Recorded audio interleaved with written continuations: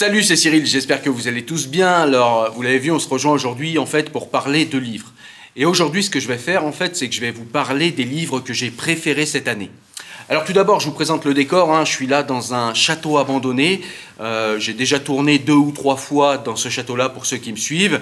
Et donc voilà, n'ayez crainte, c'est pas chez moi, tout n'est pas cassé comme ça chez moi, c'est juste un château abandonné. Et c'est un coin sympa que j'aime bien en fait pour aller faire des vidéos et faire quelques photos.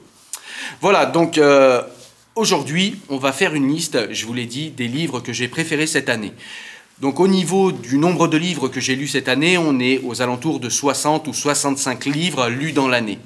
Et parmi ces livres, en fait, eh bien, il y a des livres que j'ai particulièrement aimés, ou parce qu'ils apportaient un éclairage intéressant sur un fait divers, ou sur un fait, d'actualité, en fait, un fait important d'actualité dans l'année, ou bien parce que eh bien, c'est un livre qui apportait une réflexion de fond sur telle ou telle problématique que l'on rencontre de nos jours. Donc le premier livre sur lequel je voudrais apporter un éclairage particulier, c'est le livre de David Dinota. Ça s'appelle « J'ai exécuté un chien de l'enfer » et c'est un livre en fait qui va nous expliquer comment on en est arrivé au meurtre de Samuel Paty, que ce soit le lobbying des parents d'élèves musulmans, voire de certains islamistes qui gravitent autour de ces parents d'élèves musulmans, comment ils arrivent à mettre la pression à l'institution scolaire et comment l'institution scolaire pêche par une énorme faiblesse, par un espèce de patvaguisme qui fait en sorte que les institutions ne défendent plus les professeurs, même quand ils ont raison.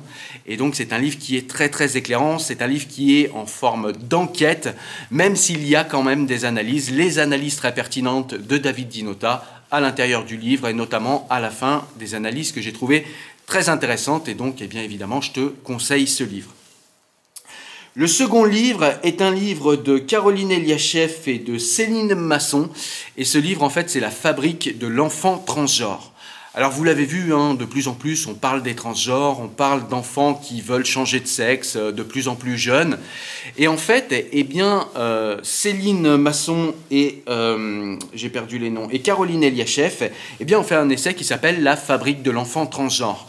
Et en fait, ce livre est intéressant parce qu'il montre factuellement eh bien, comment il y a tout un lobbying en fait, qui agit dans la réalité, mais notamment sur Internet, et qui essaye en fait, de s'approprier l'esprit de nos enfants eh bien, pour leur faire croire que eh bien, le transgenrisme eh bien, va régler tous les problèmes qu'ils peuvent rencontrer dans leur vie et qui en fait ont véritablement des agissements sectaires. C'est très très intéressant. Encore une fois, dans la description, il y aura une explication de ce qu'on peut trouver plus précisément dans le livre. Je t'encourage à aller la voir et surtout à lire ce livre qui est vraiment très très intéressant. Le livre suivant est un livre plus philosophique, c'est la lecture que j'ai faite de la lettre à Ménécée d'Épicure. Et là, Épicure eh bien, écrit une lettre à l'un de ses disciples qui va partir et qui s'appelle Ménécée, et il va lui expliquer en fait dans les grandes lignes, d'une manière résumée, c'est un livre qui est assez court en fait, véritablement va lire, et du coup Épicure va expliquer à Ménécée comment en fait il va pouvoir être heureux, comment il va pouvoir s'affranchir de la peur de la mort, comment il va pouvoir jouir d'une manière intelligente, raisonnée et raisonnable de la vie, et comment il va faire pour ne jamais être troublé au niveau de son âme et au niveau de son corps, et essayer d'avoir autant que faire se peut une ataraxie de l'esprit et du corps, parce que c'est chez Épicure le suprême bonheur, ce que les stoïciens appellent le souverain bien. Le livre suivant est un livre moins philosophique, quoique c'est un livre intéressant. C'est un livre de René Barjavel. Alors cette année, j'ai découvert Barjavel. En fait, j'avais jamais lu de romans de Barjavel. Et Barjavel, en fait, écrit des livres de science-fiction, des romans dystopiques de science-fiction et qui sont véritablement intéressants parce que ce sont des livres qui ont été écrits dans les années 50, 60, 70 et 80, selon les livres. Celui dont je te parle a été écrit dans les années 50, il s'agit de Ravage, et dans Ravage, eh bien, René Barjavel imagine la chute de la civilisation, parce que tout d'un coup, eh bien, tout ce qui est mécanique, tout ce qui est électronique, plus rien ne fonctionne, la civilisation s'effondre, et il imagine en fait qu'est-ce qu'il se passe si jamais la civilisation s'effondre.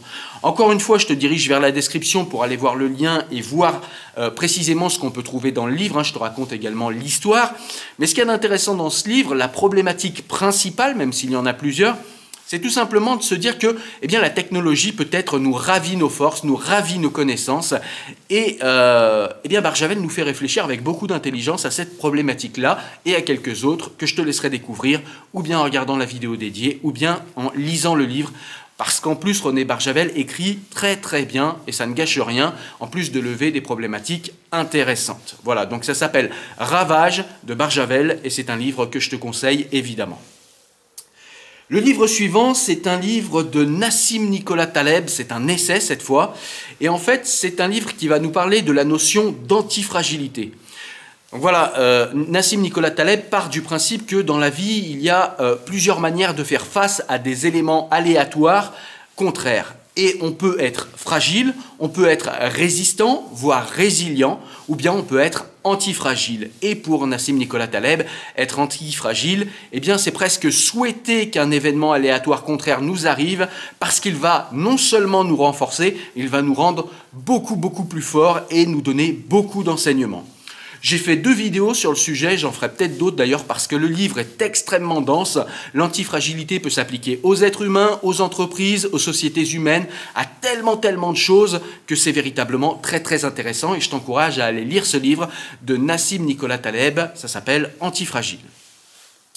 Le livre suivant est un roman passionnant d'un auteur que j'aime beaucoup et dont je vous ai présenté beaucoup de livres ici. C'est José Rodrigues dos Santos qui nous a fait encore un thriller dont il a le secret. Mais c'est un thriller en fait qui nous permet encore une fois eh bien, d'acquérir de nombreuses connaissances. Et le sujet de ce livre-là, eh bien, c'est les animaux et ça s'appelle Âmes animales. C'est un livre qui nous fait découvrir en fait eh bien, où est-ce qu'en sont les scientifiques aujourd'hui de l'étude des animaux et des découvertes autour des comportements animaux. Et vous allez voir véritablement, allez voir la vidéo, les 2 vidéos que j'ai faites sur le sujet, sur ce livre, mais allez lire ce livre, vous allez véritablement halluciner. Ça va changer votre regard sur les animaux et donc votre regard sur le monde. Donc ça s'appelle, je le répète, Âmes animales de José Rodrigues dos Santos. Un thriller qu'on a envie véritablement de lire parce qu'il y a des intrigues qui véritablement sont passionnantes et intéressantes, mais en plus on y apprend une foule de choses, comme à chaque fois avec José Rodrigues dos Santos, un livre qu'il faut impérativement lire. Le livre suivant, c'est un livre en fait plus philosophique, on revient à la philosophie de base, on revient au stoïcisme avec Sénèque, de la brièveté de la vie. Encore une fois, c'est un livre qui n'est pas très épais, qui est facile à lire. Et véritablement, si vous ne connaissez pas trop la philosophie et si vous avez envie de vous y mettre, eh bien commencez par ce genre d'ouvrage, parce que ce sont véritablement des ouvrages profonds, intéressants, mais qui sont à la fois très accessibles. Donc là, on va parler de la brièveté de la vie de Sénèque. Et Sénèque, en fait, va nous expliquer dans ce livre eh bien, ce qu'il pense de la brièveté de la vie et du fait que les humains pensent sans arrêt que leur vie est trop courte, que leur vie devrait être beaucoup plus longue et que la vie est mal faite. Eh bien, elle va nous donner son avis sur le sujet. Petit spoiler alerte, on utilise mal notre temps, ça n'est pas la vie qui est trop courte. Voilà, encore une fois, j'ai fait une vidéo que je vous laisserai aller voir, une vidéo dédiée, mais surtout, allez lire ce livre qui est proprement hyper intéressant et qui est très facile d'accès, je le répète encore une fois. Le livre suivant est un livre sur le séparatisme en fait en France et sur le séparatisme dans nos quartiers, en l'occurrence. Et donc ce livre, ça s'appelle « Les uns contre les autres » et c'est de Naomi Alioua. J'avais chroniqué déjà un livre de cet auteur et c'était une enquête en fait sur Sarah Halimi en fait qui avait été assassinée à cause d'un acte antisémite. Vraiment, elle a été assassinée dans des conditions horribles. Et j'avais beaucoup aimé en fait ce travail d'enquête qu'avait fait cette journaliste. Et là, elle revient avec un autre livre qui nous fait en fait une enquête sur comment est arrivé le séparatisme dans notre pays, comment le séparatisme a pris place et s'est déployé en France. Alors elle prend comme exemple eh bien, le quartier d'où elle vient, en l'occurrence la ville d'où elle vient, c'est Sarcelles, mais l'analyse qu'elle y applique eh bien, peut s'appliquer à tous les quartiers de France, à toutes les banlieues françaises, parce qu'il y a proprement une culture de banlieue, et c'est ce qu'elle nous raconte dans ce livre, en plus de nous raconter tout un tas de choses qu'on a peut-être oubliées et qui ont amené à ce séparatisme aujourd'hui. Ça s'appelle « Les uns contre les autres » et c'est de Naomi Alioua. Le livre suivant, c'est un livre en fait polémique. C'est un livre qui fait beaucoup polémique, dont beaucoup de gens parlent, alors que c'est un livre qui ne devrait pas faire polémique. C'est simplement un traité de géopolitique. Ça s'appelle Le choc des civilisations de Samuel Huntington. C'est un livre que j'ai beaucoup aimé. J'ai lu quelques traités de géopolitique. Je crois que c'est le meilleur traité de géopolitique que j'ai lu. Donc c'est un livre en fait qui fait la thèse, en fait, qui a une thèse. La thèse, c'est tout simplement que à l'effondrement de l'URSS, eh bien le monde n'est plus divisé entre les États-Unis et l'URSS, c'est-à-dire que ça n'est plus un monde bipolaire. C'est un monde en fait qui va devenir multipolaire et où chaque civilisation, eh bien, essaye de se replier sur elle-même d'abord et de regarder à nouveau ses intérêts propres et de les faire valoir sur la scène internationale.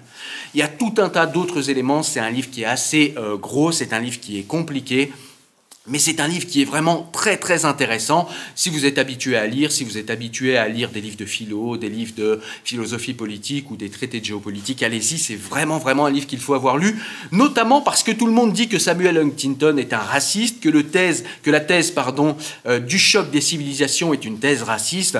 Franchement, tous ces gens-là, et je l'ai souvent vérifié en débat, que ce soit sur YouTube ou sur Facebook ou ailleurs, les gens qui disent ça de ce livre ne l'ont jamais lu.